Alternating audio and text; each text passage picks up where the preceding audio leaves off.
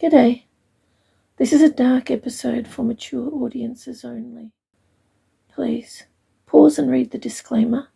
If you don't think dark is for you, you won't be missing out. Echo is exactly the same episode.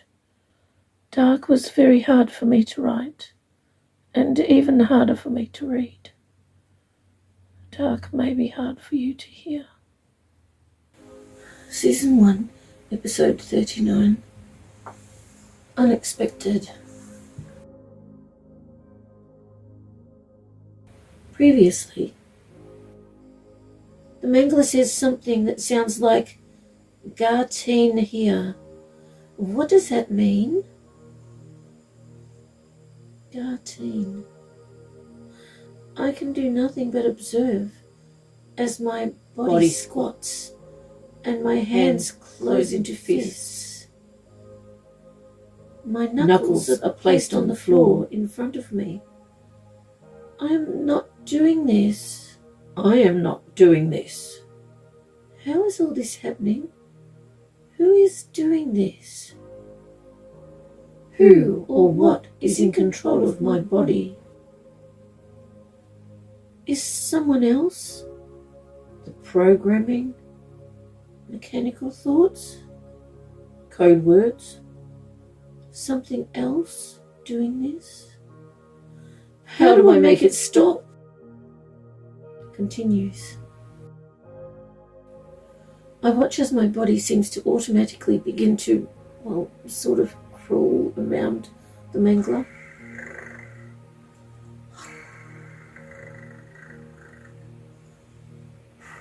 Leaning against his legs as I do so. Is that me? Am I making that low whirring sound? Oh, my tongue is vibrating on the roof of my mouth. I'm not doing this, am I? I don't mean to do these things, but no matter how hard I try, I can't seem to make myself stop.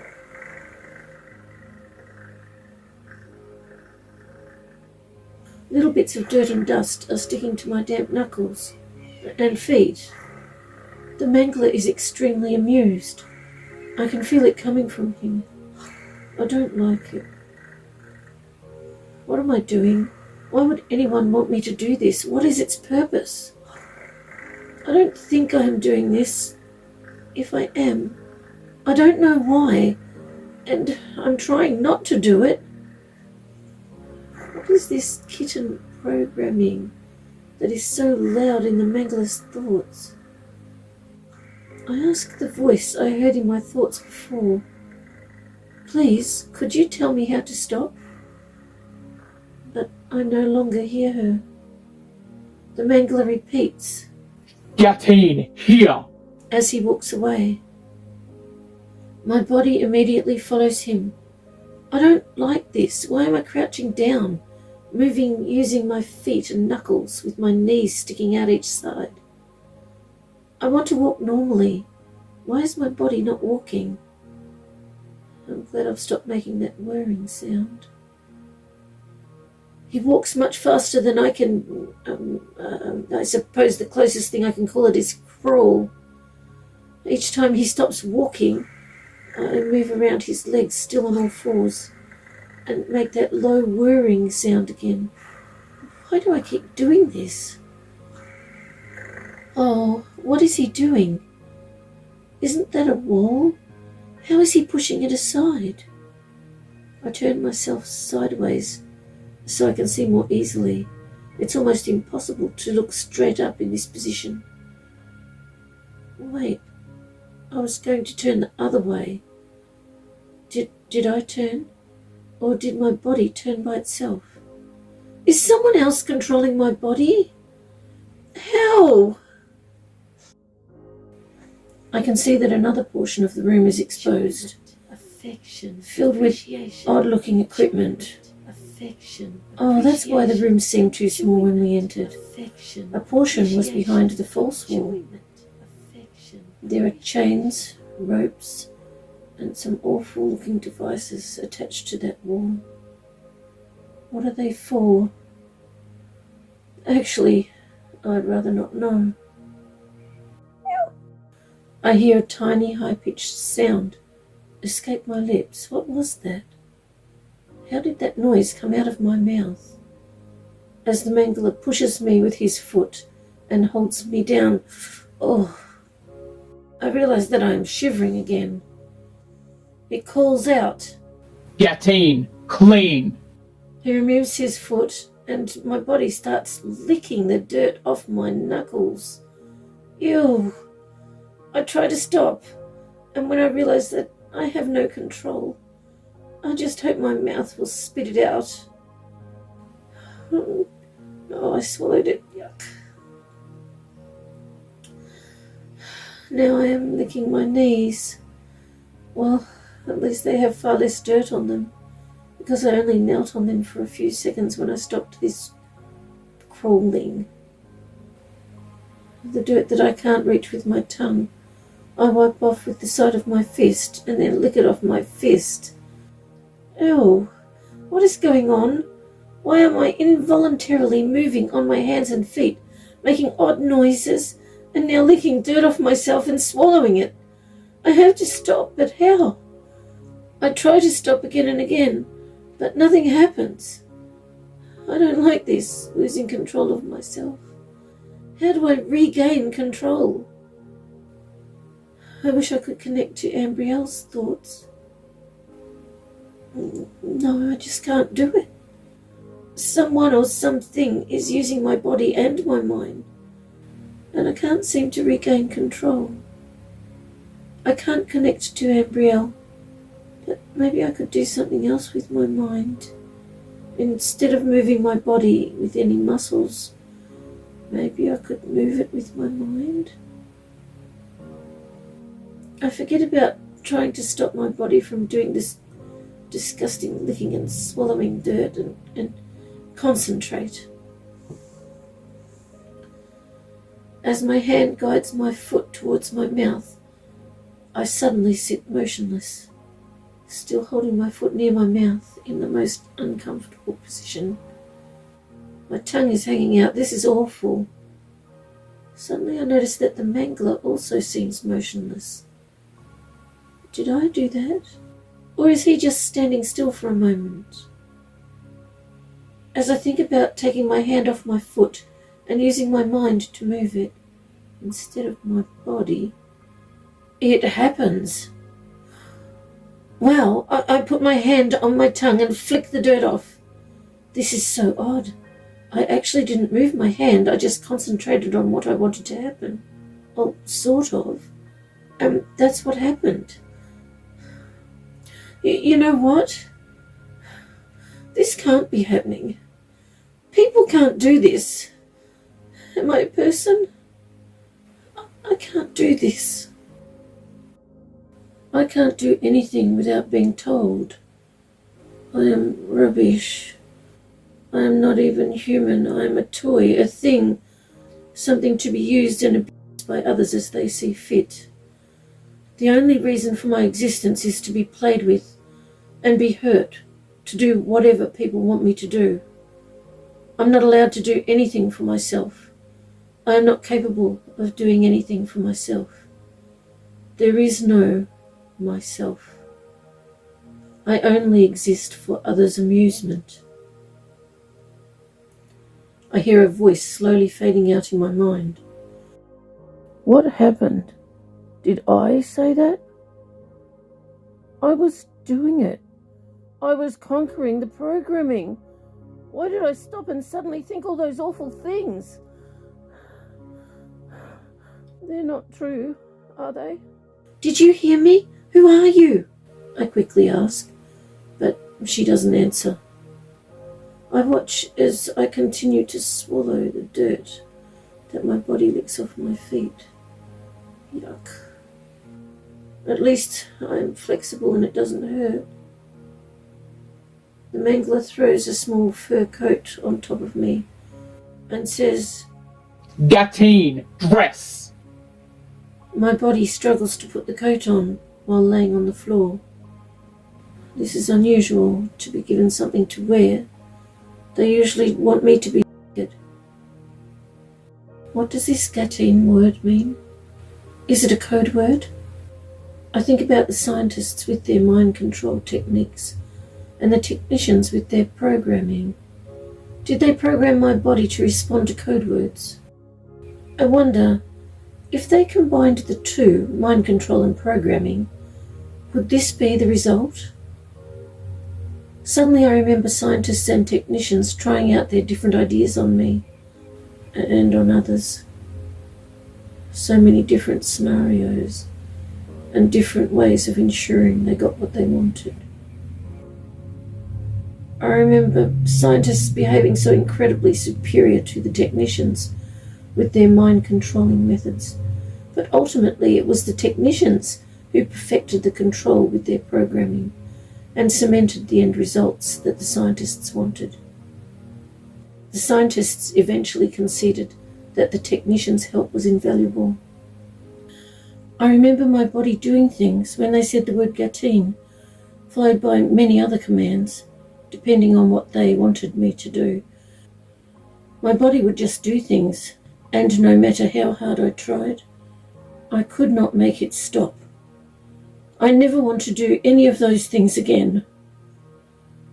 As I recall procedure after procedure in my mind, I wonder, were they wanting me to be like an animal of some sort? A dog, or maybe a cat? Kitten programming. Kitten programming. Is that what this is?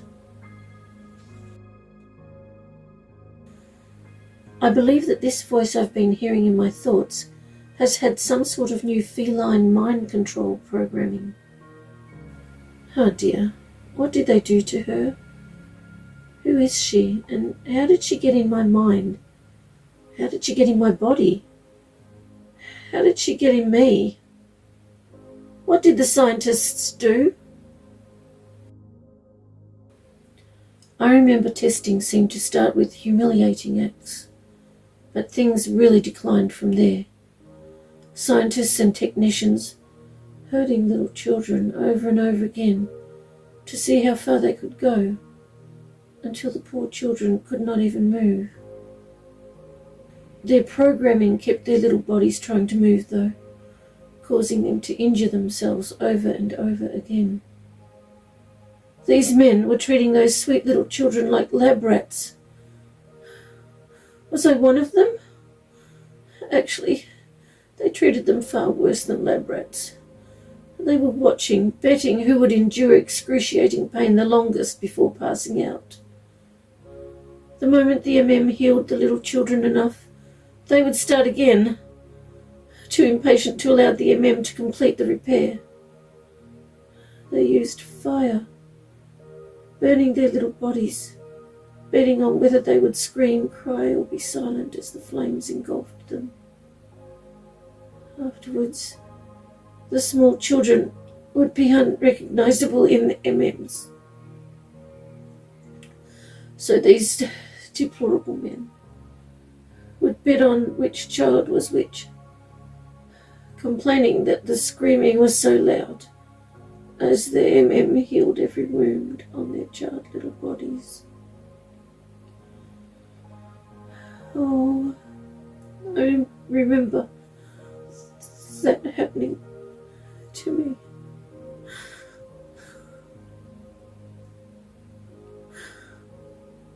The men laughed and laughed instead of setting the MMs to automatic.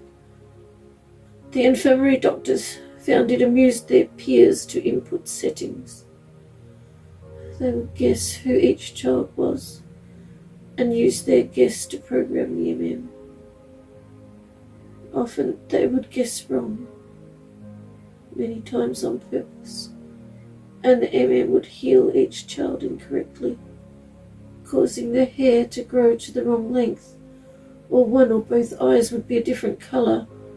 It just made us all feel so wrong.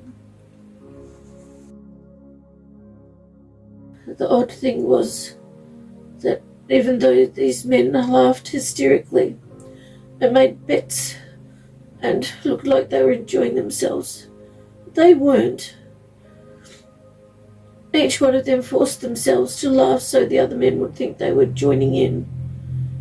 They all wanted to be included and make each other think that they belonged in that group, made up of scientists, doctors and technicians.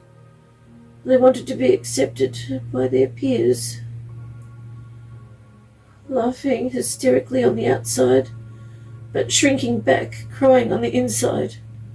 Some deliberately wouldn't look directly at us, but just pretended to.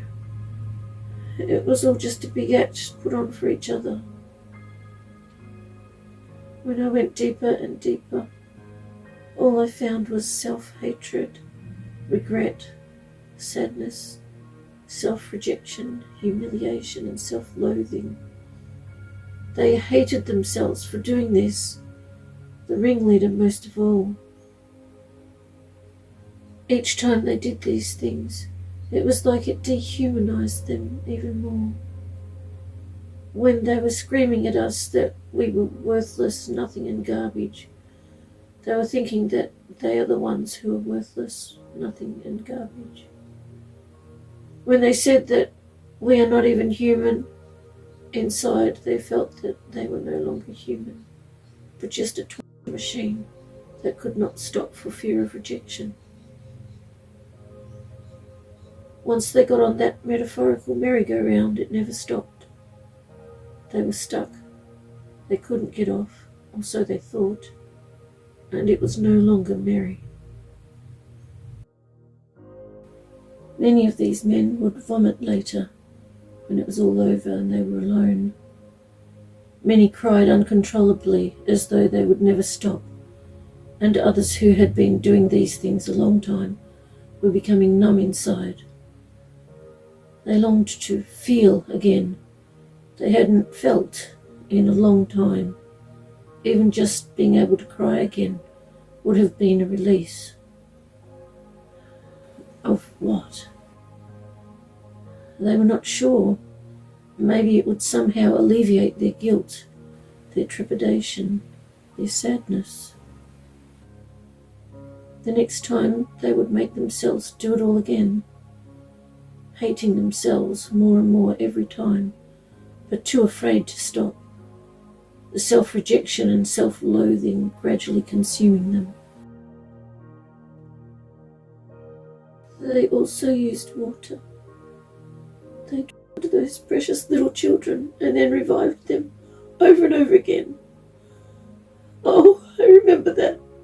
They would laugh each time I was brought back coughing, choking and spitting up water, and made sure they would do it again the moment I was able to take a breath without coughing.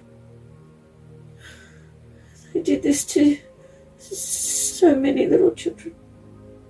It was deplorable.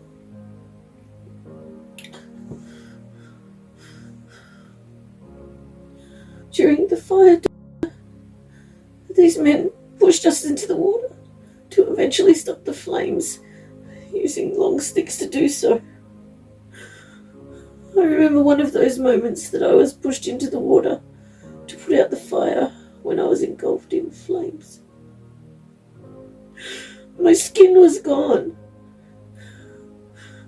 My eyes.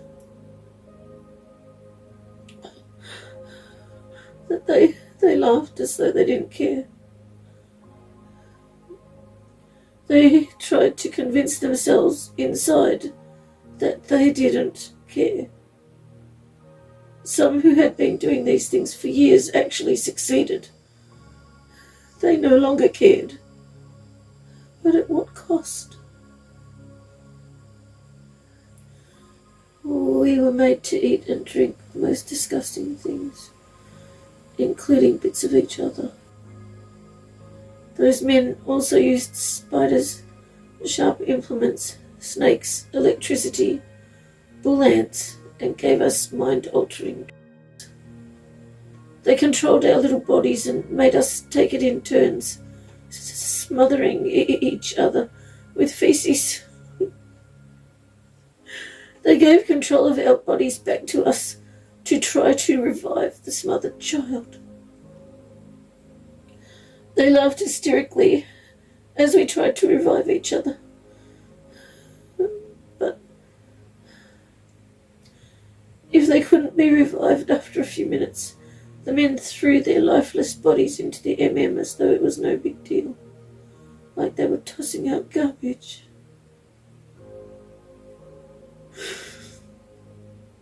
Then they sat around laughing at us as we revived in the and our little bodies repaired. Some of us didn't revive. They threw their little bodies into the furnace and made us watch. They behaved as though we only existed for their amusement. Oh. These horrific sessions often ended with the scientists ripping the extra bits out of our bodies. Each child had a tail that was attached to their tailbones, and many points internally along their spines. They tried to see which one of them could rip the most skin off our backs as they pulled it upwards.